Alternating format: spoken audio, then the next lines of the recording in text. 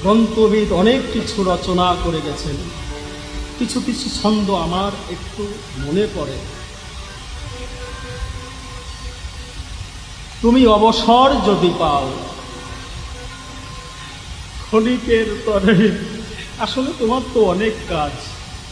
আমরা এখানে বসে হাজার হাজার লোক তোমাকে ডাকছি, ওই ঘরে ঠাকুর ঘরে বসে ডাকছে, আবার কোথায় বৃন্দাবন হচ্ছে সেখানে ডাকছি। তার তো অবসর নেই। আমরা রাত্রে তো ঘুমাতে পারি, কিন্তু তার একটা মুহূর্ত ঘুমানোর জায়গা নেই। তিনি এই দেহটাকে সারা রাত জেগে পাহারা দেন, কত তার ডিউটি। এই যে দয়ার দান, আমরা এই ঋণ কিভাবে শোধ করবো জানেন? তারপরেও গোবিন্দের কাছে আমি জানি এটা আমাদের সবার মিনতি।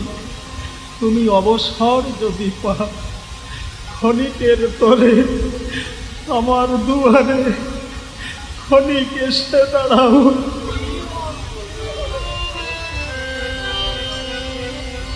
নয়নে আমার বহিছে শ্রাবণের ধারা,